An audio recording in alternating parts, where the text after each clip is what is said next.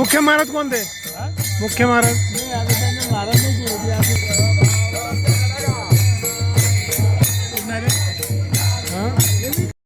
आओ की लावा ना असं आहे.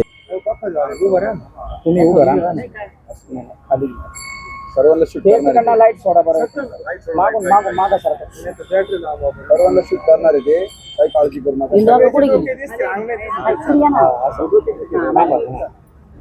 खाली बसा. नमस्कार. आपण या ठिकाणी एक दिंडी आहे. दिंडीचे जे मुख्य महाराज आहेत त्यांच्याकडून जाणून घेऊ की आषाढी एकादशीचा काय उत्साह आहे, दिंडीमध्ये त्यांचा काय अनुभव आहे. पाऊस जरी वाढलाय, आता थोडा पावसाचा जोर कमी झालाय, पण भक्तांचा महासागर वाढलेला आहे, त्यांची ऊर्जा वाढलेली आहे, त्यांचा उत्साह वाढलेला आहे. तर आषाढी एकादशी बद्दल ही जी दिंडी चालली आहे त्याबद्दल त्यांचं काय मत आहे आपण त्यांच्या महाराजांकडून जाणून घेऊ. थोडक्यात काय म्हणणं आहे महाराज?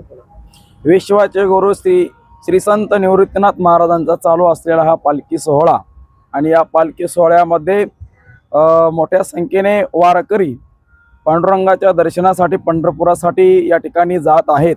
मोठ्या संख्येने मोठ्या उत्साहाने ही वारी अविरतपणे वारकरी या ठिकाणी चालवत आहात. वारीचा एकमेव आनंद असाच आहे की वारी करत असताना पांडुरंग परमात्माला समर्पित करून तन मन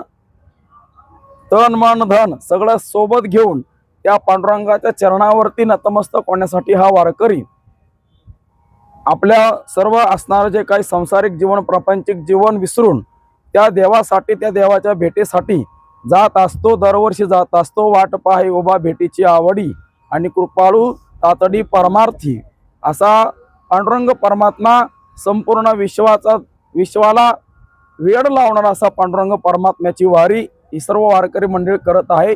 संत निवृत्तीनाथ महाराजांचा चालू असलेला हा पालखी सोहळा वारकरी संप्रदायाचे मूळ अधिष्ठान ज्यांच्यापासून तयार झालं असे संत निवृत्तीनाथ महाराजांचा हा पालखी सोहळा पंढरपूरच्या दिशेने जात आहे. मोठ्या संख्येने वारकरी जात आहात. एकच सांगेल की वारीचा अनुभव एकच आहे की आपण जीवनामध्ये वारी का करावी. असं म्हटलं जातं की आपल्याला जर स्वतःचं अंतःकरण शुद्ध करायचं असेल तर माणसाने आयुष्यामध्ये वारी ही केली पाहिजे. पायी तीर्थयात्रा घोडो आणि मुखी देह संता पायी पडो असं म्हटलं जातं. आणि वारीचं एकच नियम असं सांगितलं आहे की नित्य नामस्मरण करत करत माणसाने वारी करावी. नामस्मरणाने माणसाचं कायिक वाचिक मानसिक सर्व प्रकारचं पाप नष्ट होत असतो आणि सगळ्या प्रकारचं पाप नष्ट होऊन पांडुरंग परमात्मा या सर्व वारकऱ्यांना पवित्र करून आपल्या घरी पाठवत असतो.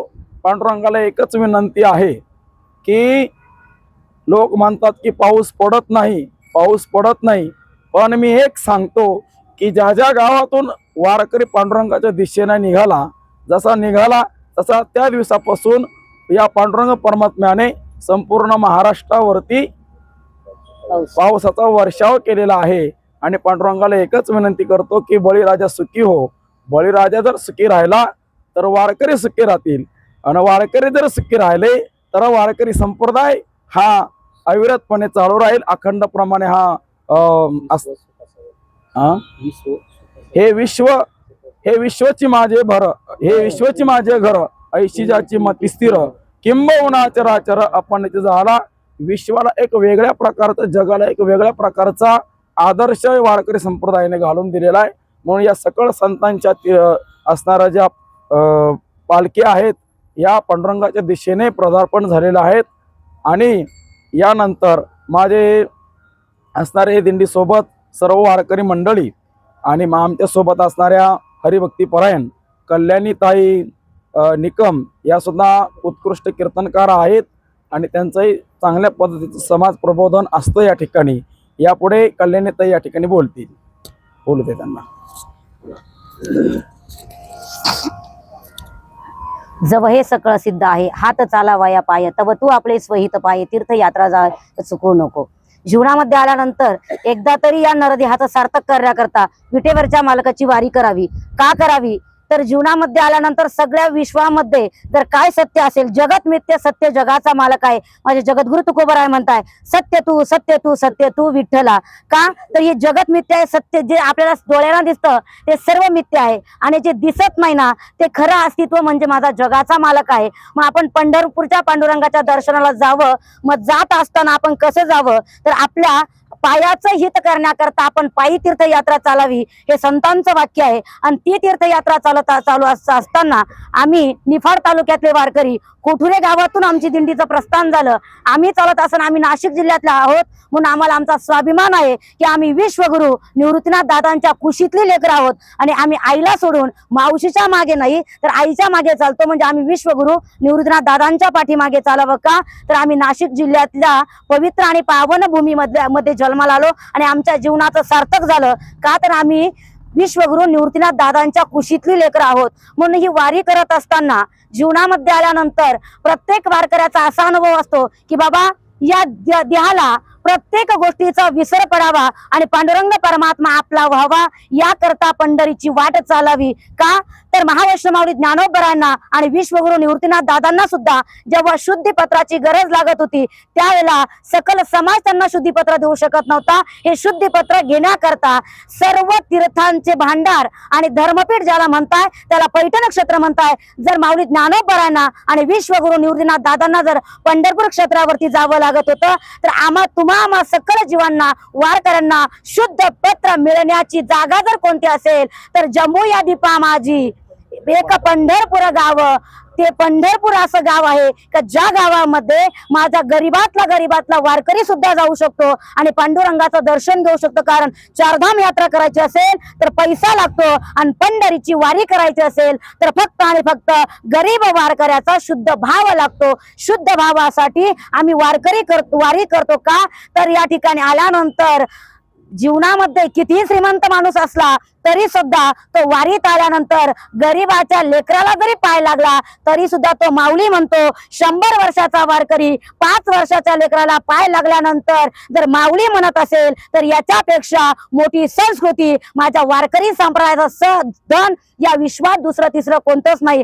आमच्या दिंडीचे चालक जे आहेत ते या ठिकाणी समस्त कोठोर ग्रामस्थ आहेत ज्यांनी हे नियोजन हातात घेतलं. आदरणीय हरिभक्त परायण आमचे सतीश भाऊ मोरे, आदरणीय हरिभक्त परायण गोविंद भाऊ मोगल, आदरणीय हरिभक्त परायण दत्तूभाऊ चोबे यांनी हे नेतृत्व हातामध्ये घेतलं आणि आपल्या गावातल्या आपल्या तळ्यातल्या खळ्यातल्या मळ्यातल्या प्रत्येक वारकऱ्याला वारी घडावी यांची व्यवस्था ही चांगली राहावी याकरता आतोनात रात्र आणि दिवस ते काम करताय. का तर माझा वारकरी सुखी व्हावा, जीवनातलं दुःख त्याला विसरता यावं आणि पंढरपुरातल्या मालकाची त्याला ओळख व्हावी म्हणून 8 तास गेला आमचा 9 दिवसापासून प्रवास चाललाय. आम्ही कोठूर पासून निघालो ते श्री क्षेत्र खंबाळे गावामध्ये आम्ही निवृत्तीनाथ दादांच्या पालखीला त्या ठिकाणी आमची दिंडी जॉईन होते. तिथून 20 नंबरचा हा आमचा पालखी सोहळा चालतो. ते श्री क्षेत्र पंढरपुरापर्यंत आणि पांडुरंगाच्या दर्शनापर्यंत जाऊन पोहोचतो. पंढरपुरामध्ये गेल्यानंतर पहिलं चंद्रभागेचं स्नान सांगितलं, पुंडलिकरायाचं दर्शन सांगितलं. माझ्या कानोपात्राला सुद्धा जो भगवान परमात्मा पवित्र करतो ना त्याला विटेवरचा मालक, माझ्याचे कटेवरती हात आहेत ना तो पंढरपुरातला मालक म्हणजे माझा विटेवरचा पांडुरंग परमात्मा आहे. जर एका वेश्येच्या मुलीला जर तो पवित्र पावन करत असेल तर तुम्हा सामान्य जीवाला तो का आपल्या हृदयात ठेवू शकत नाही. या विश्वामध्ये एकमेव असं दर्शन आहे की ज्याला पांडुरंगाचं दर्शन म्हणतात की ज्याचे पाय झिजले तरी सुद्धा तो भक्तांपासून माघारी नाही आला.